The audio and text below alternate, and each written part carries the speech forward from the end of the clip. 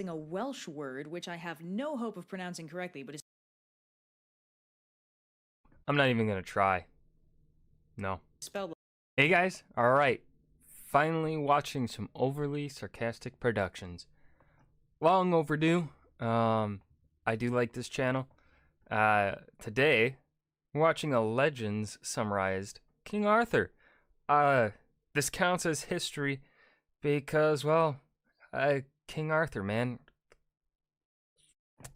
He's based on some historical stuff, you know. Yeah, so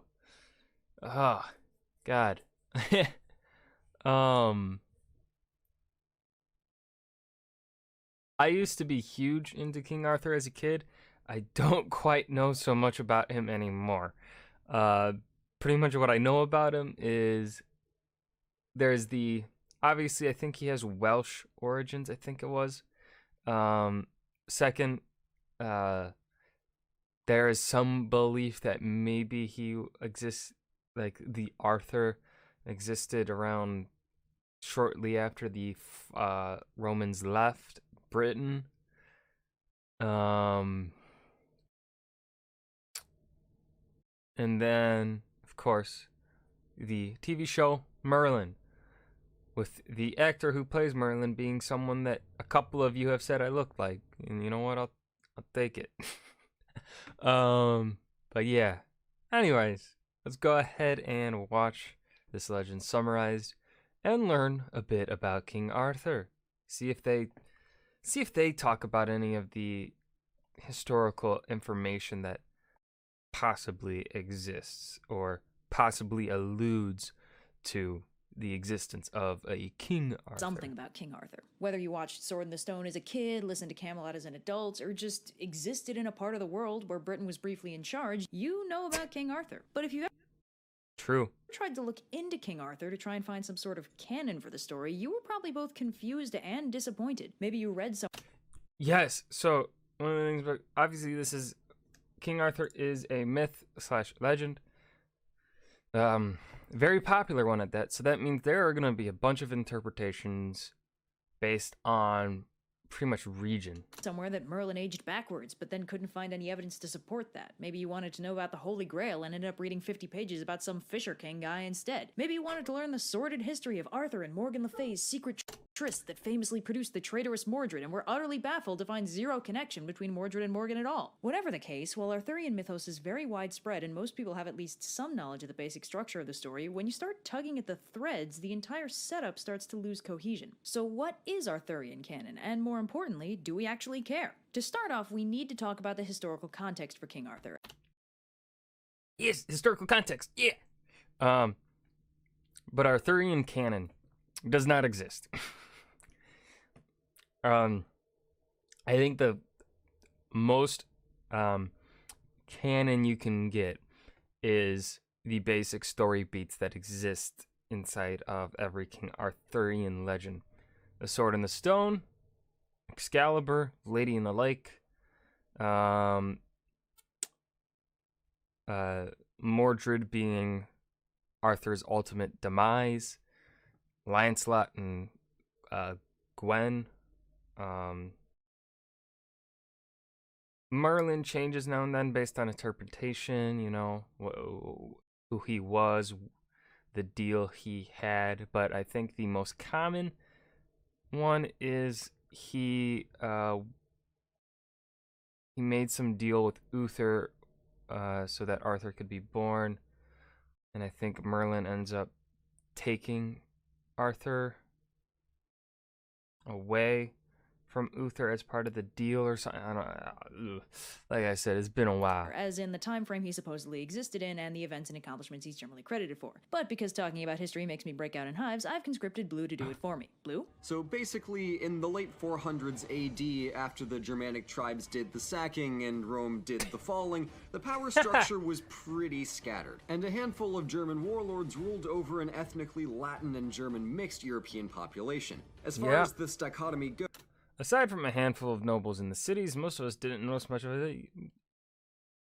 Britain was handily in the... That's typically what happens with the fall of empires.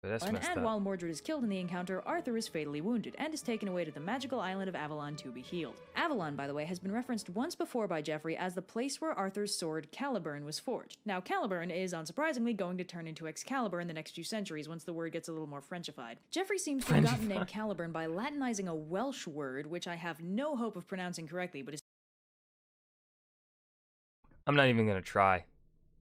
No. spelled like this, which might also just be an archaic word for sword. At this point, Caliburn isn't fancy or magic or whatever, it's just a really good sword. So to recap, Geoffrey Hey, a really good sword. Pretty fucking magical, man. establishes Arthur as a conquering king, Merlin as what is heavily implied to be a classical druid, Mordred as a traitor who usurps the throne, Excalibur as Arthur's nifty sword, and Guinevere as Arthur's wife. But Geoffrey's barely managed to publish the Historia Regum Britannia before people started writing fanfic about it. The first handful of these are written barely a few decades later by Chrétien de Troyes, a French poet whose name I also can't pronounce, who wants to show off an OC he's super proud of. You may have heard of the character. Does Lancelot ring a bell? Yeah, Lancelot, best knight in the world du Lac, an exiled prince raised by the Lady of the Lake in her magical fairy kingdom, who's super handsome and totally unbeatable and all the girls like him, and also he totally gets the girl instead of Arthur, is somebody's original character Do Not Steal. Try and contain your shocked disbelief. So Chrétien is actually responsible for a few major Arthurian elements beyond Lancelot. He introduced the Lancelot-Guinevere romance subplot, and he also introduced the Grail, although it's not the Holy Grail yet. We'll get back to that in a minute, because the Lancelot-Guinevere thing is kind of a big deal in all later versions of the mythos.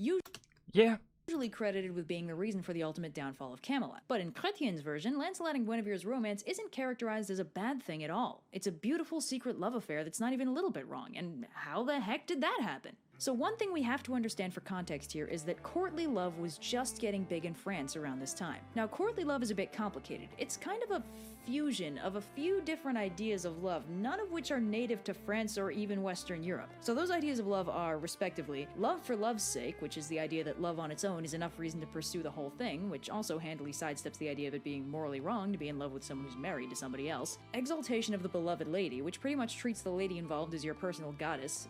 Think Princess Brides As You Wish for an example of how that works. The ennobling power of love, the idea that being in love makes you more noble, or like spiritually enlightened or something. And love is desire never to be fulfilled, the idea that courtly love can't really go anywhere. You just gotta stay in an eternal state of mutual pining until one of you dies or the whole thing goes public and falls apart. Now, one of the reasons why courtly love was showing up in France around this time was that the First Crusade had just wrapped up and all the French Crusaders were coming home, bringing some very interesting cultural ideas back with them. Also, the Reconquista was in full swing, causing a similar cultural bleed into France from Muslim Spain. This is relevant because all four of these courtly love elements can be easily traced back to contemporary Islamic and Arabic notions of love. Love for love's sake and exaltation of the beloved lady are both themes in Arabic literature in the 9th and 10th centuries, while the ennobling power of love is discussed at length by Avicenna in his early 11th century treatise on love, and love as desire never to be fulfilled is a major theme in Arabic poetry, as well as the general idea that love is something that completes a person and is basically a form of enlightenment, which also shows up in courtly love. So courtly love was getting big in France right about now, and as a result, Chrétien wrote a lot of courtly love stories, which is what Lancelot and Guinevere's whole thing was. In the first story that they appear together in, Lancelot rescues Guinevere from this bad guy Maleagant. They spend a passionate night together, and they end up in a classic courtly love relationship where it's basically a very careful dance so they don't get exposed while still being properly infatuated with one another. Lancelot has all kinds of trials and tribulations to defend Guinevere's honor. Guinevere at one point tells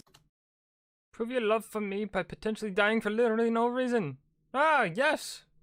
True him love. to deliberately lose a tournament to prove his love for her, but when he starts losing, she's all like, I changed my mind, and it ends up with them very carefully hugging in public. While the secrecy Oh my god.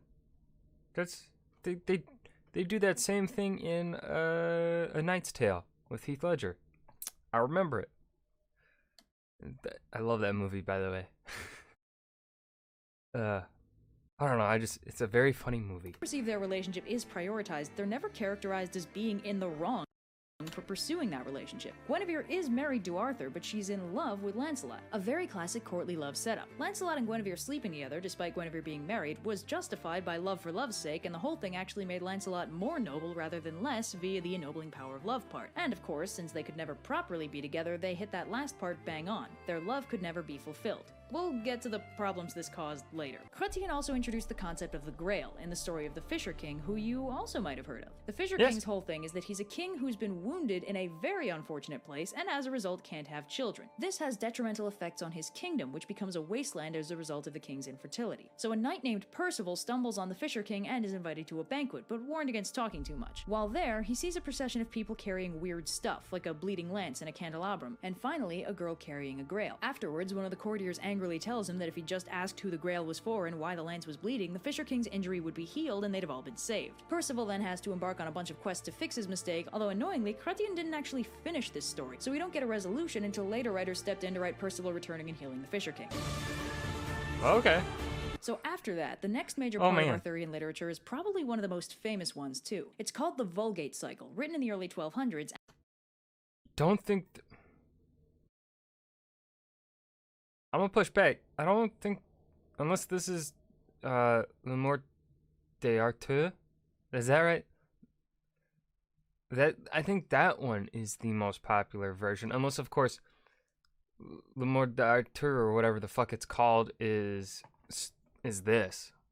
And among other things, Just it does a lot name. to Christianize the mythos, adding things like the holy part to the Holy Grail, and Jesus, things like consequences for adultery to Lancelot's personal character arc. The Vulgate Cycle also produces Le Mort d'Arthur, written by Thomas Malory, Yes! I was right! It was this one! Ah!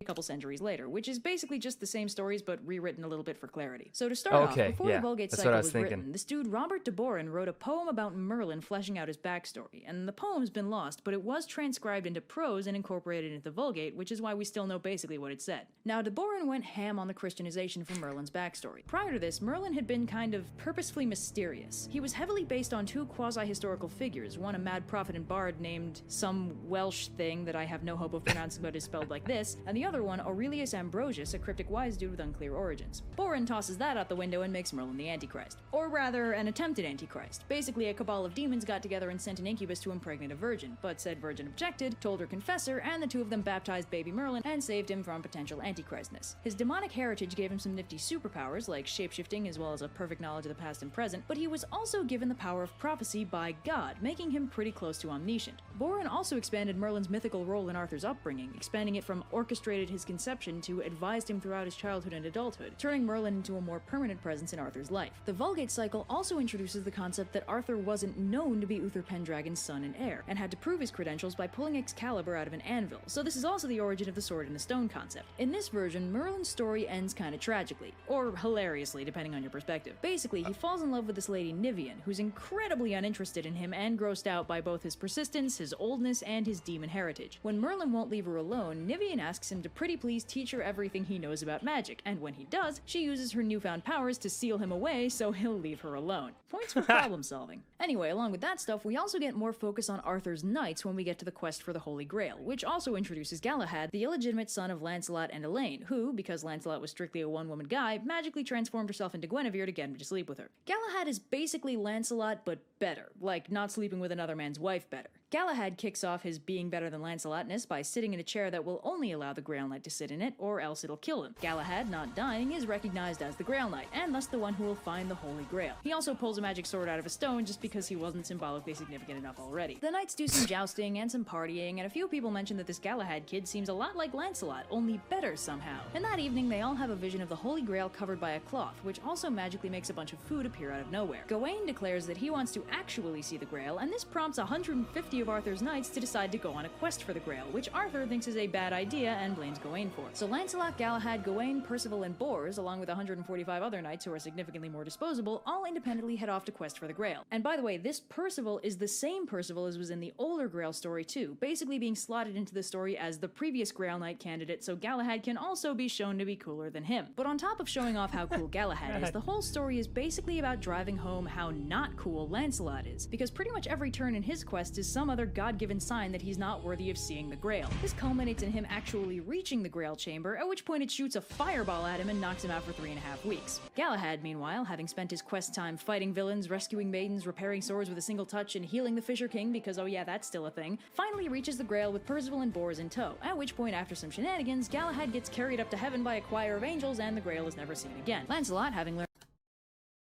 What? He just yeets out of there with the Grail? He just goes on up.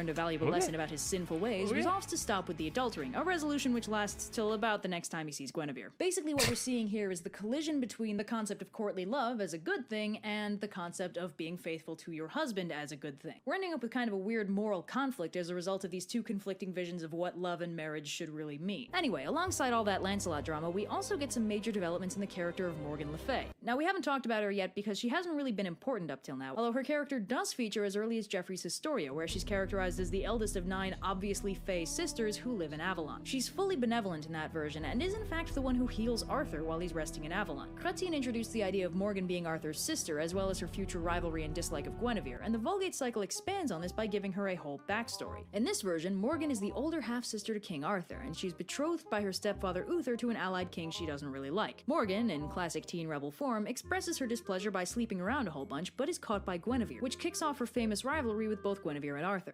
Morgan is, among other things, very well studied, learning astronomy, astrology, magic, healing, etc. She studies under Merlin for a while, but mostly spends her time coming up with highly complex magical schemes to try and bring Guinevere and Arthur down. One of her more famous attempts, documented in Gawain and the Green Knight, involves her conscripting an indestructible knight to go to Arthur's court and get his head chopped off in the hopes that the shock of this sight will cause Guinevere to drop dead on the spot. It's all very Wile E. Coyote. We touched on this when we talked about the Grail, but throughout the Vulgate cycle, Guinevere and Lancelot are of course continuing their courtly love tryst, but probably due to the Christianization of this version of the story, this is treated less like noble courtly love and more like garden variety adultery. This version is also the first telling where Mordred discovers their affair, but though he tries to persuade the other knights to kick up a fuss about it, nobody does. In fact, Arthur learns about the whole cheating thing from Morgan Le Fay, but it's not actually one of her schemes or anything. See, after a long and varied career of trying to destroy Arthur and all he holds dear, Morgan just kinda stops one day. And Arthur just kind of assumes she's dead until he stumbles on her castle several years later to discover that she's not only alive, but totally reformed, and is in fact planning on moving to Avalon to live with all the other sorceresses. While he's there, Morgan decides that she can't keep Lancelot's tryst a secret from him, and shows him the giant painting Lancelot made one of the times he was in prison there, documenting the whole affair for some reason. I don't know, Lancelot is stupid. Anyway, Arthur is very upset, returns to Camelot, kicks off a huge conflict with Lancelot, who runs away to Gaul, and while Arthur's away fighting Lancelot, Mordred casually usurps the throne. In this version, Mordred fails to marry Guinevere because she hides from him in the Tower of London, but beyond that, the rest plays out about as expected. Arthur returns, strife of Camlin, Mordred dies, etc, etc, etc. In this version, Morgan completes her redemption arc by being the first of the sorceresses to arrive to ferry Arthur off to Avalon. In the aftermath of that whole debacle, Guinevere becomes a nun, Lancelot becomes a monk, and thanks to a promise he made at one point, he can't even be buried alongside his love when he dies, because the moral of the Vulgate is that adultery is bad, kids. Now, one meta thing we gotta talk about is that although Arthurian folklore has a lot of Christian elements, what with the Holy Grail and all, it's also got a lot of traditional Celtic folklore wrapped up in it, or pagan if that's how you want to phrase it. I mean,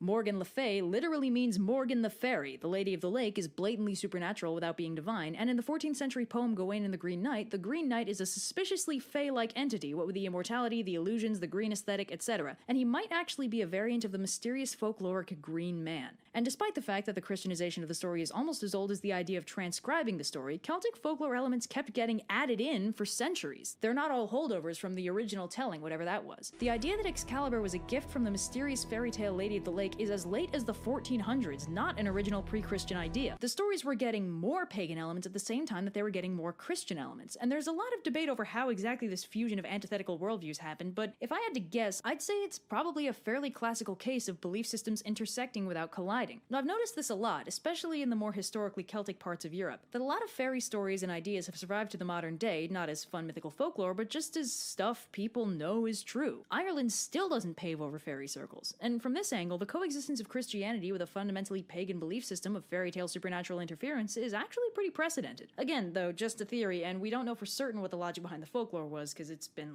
centuries. Yes. That's an interesting thing that she brought up. Because, one of the things, though, so I'm going to add in my 2 cents. One of the things that Christianity is probably famous for, Western Christian Europe, is that they kind of try to dominate local cultures and enforce their, way of living and their, fairies bad, you have to be divine or whatever, to have magical powers or something like that, right? TLDR, that's oversimplified. But one of the things that I think gets forgotten is the early days of Christianity. Christianity adapted and adopted many what are now seen or thought of as pagan traditions into Christianity so that Christianity could be seen as a more popular and viable option to conversion. They would adopt, Christmas, the concept of Christmas is from a pagan holiday. Many of the Christian holidays are adopted from old pagan beliefs because Christianity wanted to reach as wide of an audience as possible, which is one of the reasons why it is, aside from the fact that Europe would go on to colonize much of the world and enforce their beliefs onto those peoples, one of the other reasons is that Christianity, once it started gaining traction, it is technically the most widely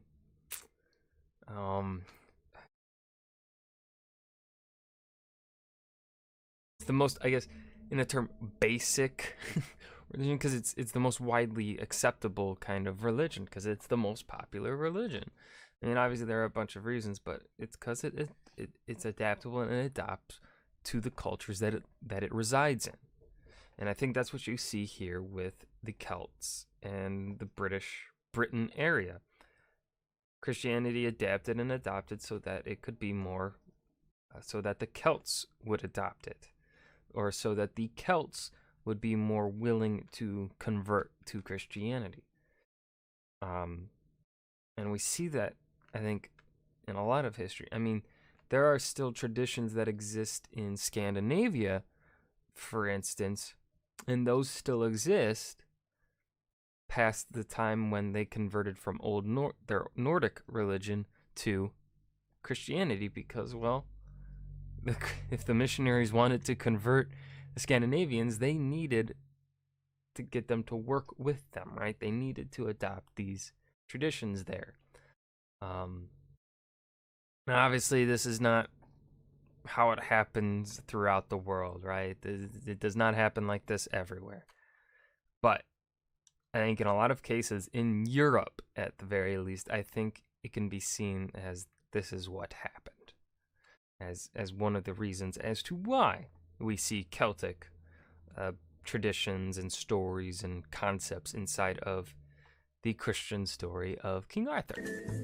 Now, after Mallory wrote La Morte d'Arthur, which was basically just a remix of the Vulgate cycle, there was kind of a lull in interest in Arthurian mythos for a few hundred years. People stopped writing proper Arthurian poetry, and there was also growing concern about the historicity of King Arthur and whether any of the stories about him could be considered even a little bit true, or if he even existed. These questions were uncomfortable because Arthur was kind of the foundation of the whole matter of Britain, and the idea that he maybe didn't exist was uncomfortable in a lot of ways. A legend is sung Nostalgia! of when Hell yeah. England was young. So no new Arthurian stuff really happened until the early 1800s, when La Morte d'Arthur was reprinted for the first time in over a century. Now, with the benefit of nostalgia, Arthurian folklore got popular again in a big way as a romanticized ideal of chivalry and stuff. Unfortunately, World War I apparently kind of brewed. Pre-World War I notions of chivalry and honor/glorious warfare, unsurprisingly, did not survive the many horrific wartime innovations/consequences of World War I, i.e. the war nobody liked. Fussel's The Fate of Chivalry essay examines the consequences this had on faith and chivalry.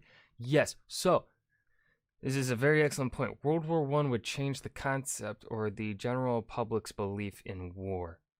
War would now be seen as a horrifying thing that people do not like. People do not want war. While war before World War I was seen as a gentlemanly kind of thing. And war was popular in the Middle Ages because, well, if you wore armor, you'd get injured. But it was more likely you would get injured than die. While now with World War I, it was far more likely you were going to die rather than get injured. That's a brief,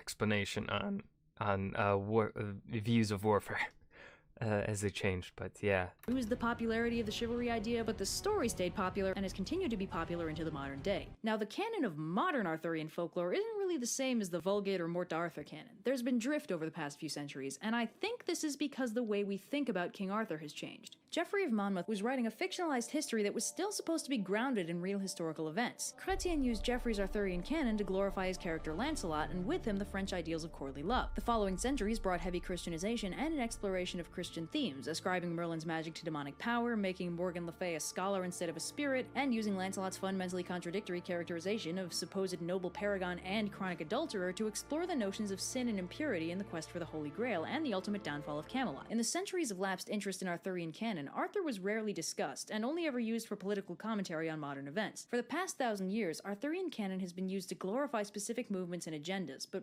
recently we've stopped adding to Arthurian canon and have started reimagining it. Arthurian canon has basically gotten the urban fantasy treatment. Rather than focusing on the story itself, we treat it like source material. Everyone knows King Arthur, but what if King Arthur was a lady? Everyone knows Merlin, but what if Merlin was a skinny British kid? Everyone knows more. It was a good show. Mordred, but what if Mordred is a sympathetic pawn of his evil mother? Maybe to spice up your modern urban fantasy story, you should have the Fisher King show up, or make the bad guy Morgan Le Fay, or throw the Grail in there for funsies. Basically, rather than treating the Arthurian mythos like historical fact or moral creed, we're treating it like a mythology. And just like modern urban fantasy will casually mix up the events of major Norse myths for the sake of an incredibly entertaining movie, rewrite Greek myths to be more character-driven, or just straight up make up new gods. Wait, hold up. What? We got new gods up in here? Rewrite Greek myths to be more character-driven, or just straight. Not a real goddess, Tumblr.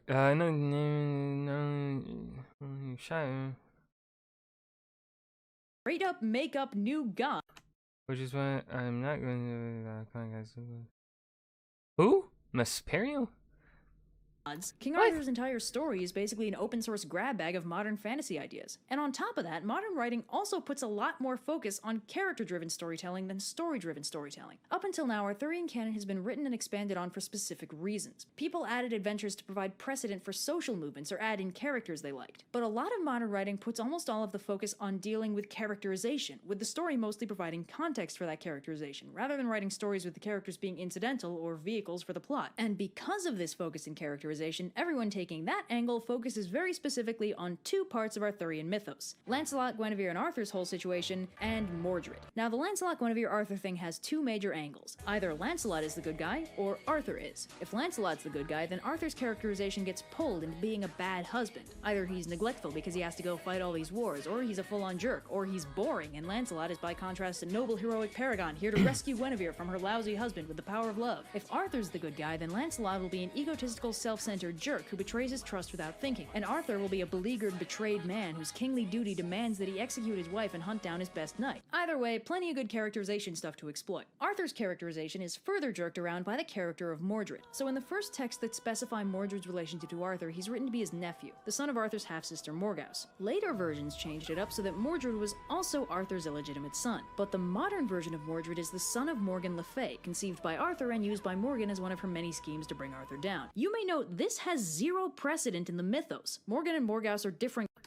I sure do like betraying the trust of my king.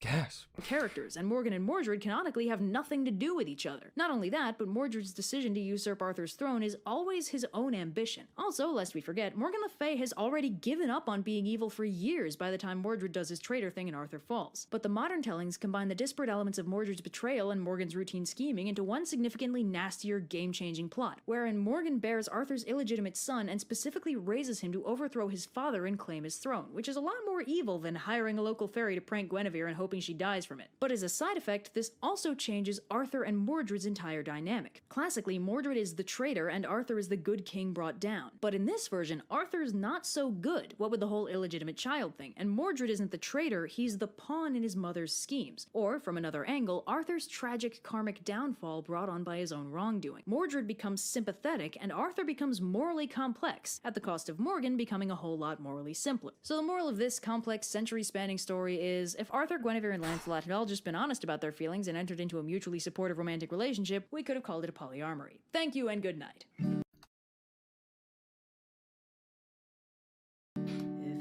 What is this? As I mentioned previously in the film video, Arthur is also a king under the mountain. In some versions of the myth, he rests in Avalon until England's hour of need, then rises up to save the day. Yes. Oh, it looks like there's more words. All right.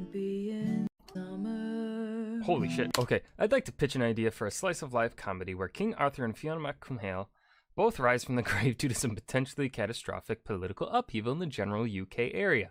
But upon finding that the times have changed and ragtag bands of colorful knights marauding across the land is no longer in fashion these days, they wind up rooming together in a flat in London.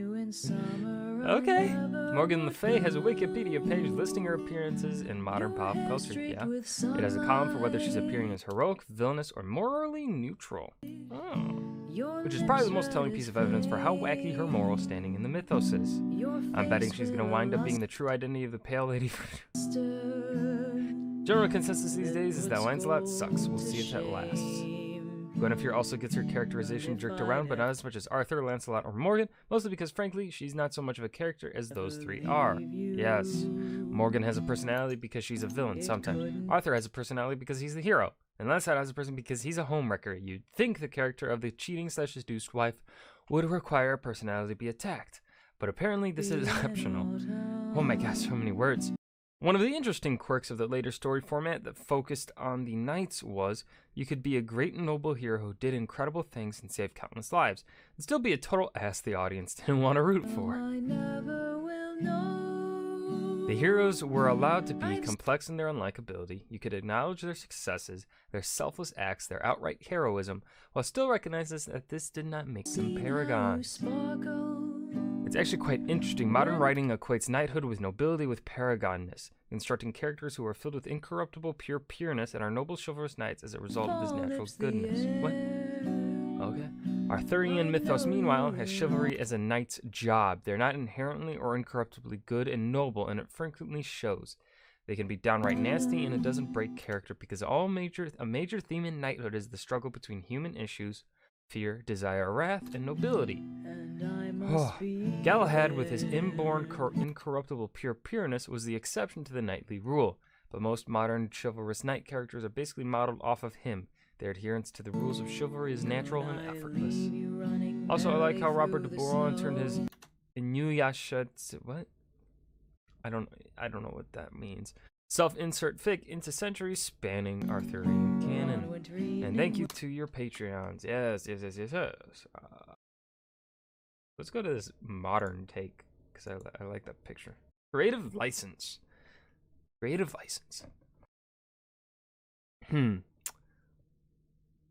Goddamn, I learned a lot. Man. Yeah, King Arthur has certainly taken a shift. I love me some King Arthur, though. I think if I had to rank legends and mythos, I think I'd have to put King Arthur up top, and then I think I'm gonna have to put the Nordic gods second. I think that's how it's gonna be for me.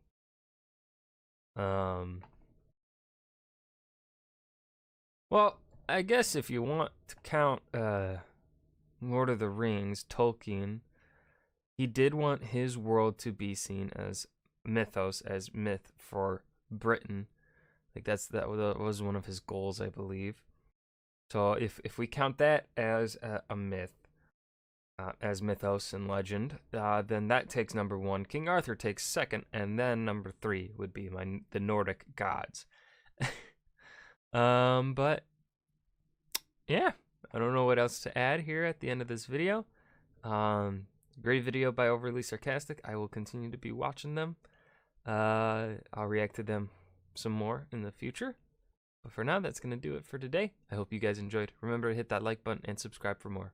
See you guys in the next video. Thank you.